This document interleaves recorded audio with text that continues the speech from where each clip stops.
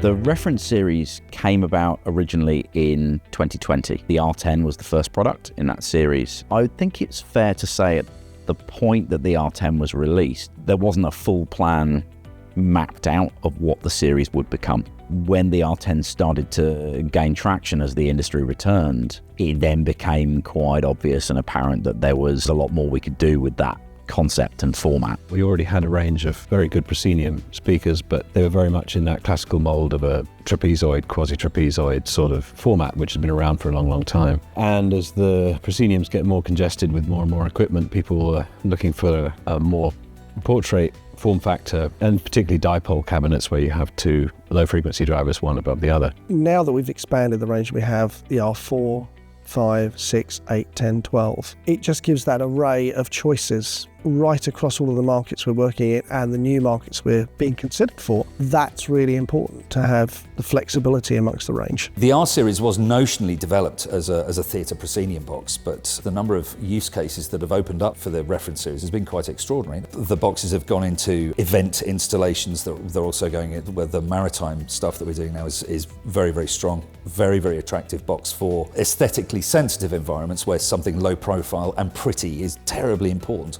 But most importantly, the things just sound sensational. The beginnings of the reference series actually stems back quite a few years before the R10. It came from a request primarily from the theatre industry for a particular physical form factor of loudspeaker that would work specifically on a proscenium arch setting. And it had come to them via various sound designer customers that they worked with. Working with sound designers has always been a very important part, certainly of my work, because I don't see a loudspeaker as this entirely abstract thing which just wobbles oxygen and hydrogen molecules. I mean, yes, you can have all the screens and all of the ways to identify its performance with various technical metrics, but in the end, its job is to convey a performance and to make you happy in some way or another. And the sound designers are also part of that interface of working out how do you get the art from the stage to the seat. I think it's fair to say that the relationship with customers is paramount to what you do. It's the most valuable flow of information you can possibly ask for. Who better to tell you what's good or bad about your product than the people who are using it? I was involved with the reference series in that I came down to listen to them quite early on when they were still in the design phase, and then was really surprised when I came back at the clarity and transparency. What I love about the R series is that the sound quality is the same throughout that range. The ability to be able to pair those speakers together and pair the smaller speakers to the larger speakers and still have the same sonic imprint, and that clarity is key to create a system that is coherent all over the auditorium, from main system to delays to side fills to surround, and you know that sound is going to continue throughout the auditorium. The first time I went over to have a listen to it in the factory, I think I said there and then I want it. It's just something a bit special. It's effortless in the way it reproduces sound. It's acoustically transparent. Mike and Ed have done a really great job with how they've designed the boxes.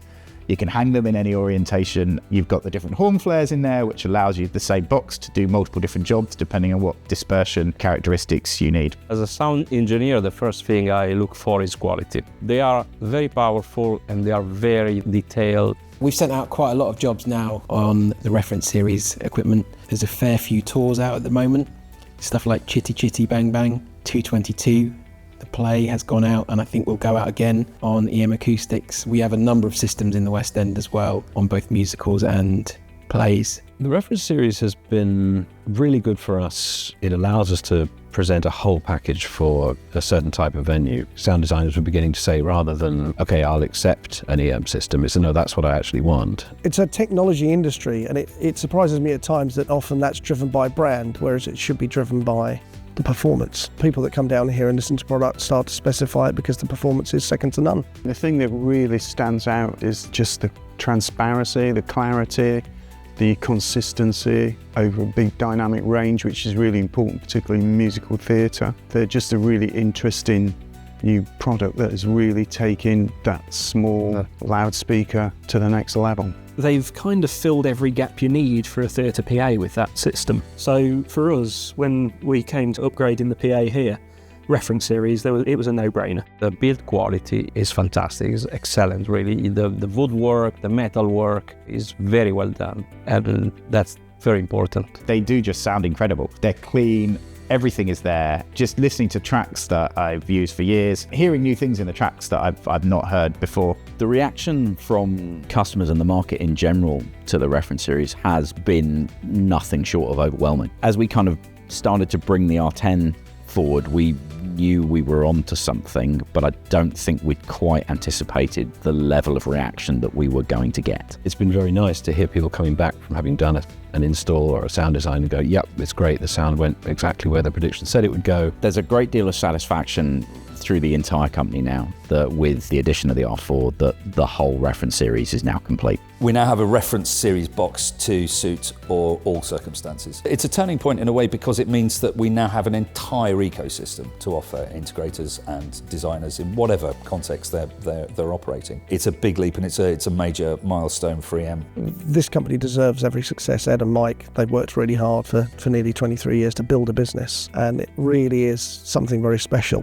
This series takes us into a different ball game.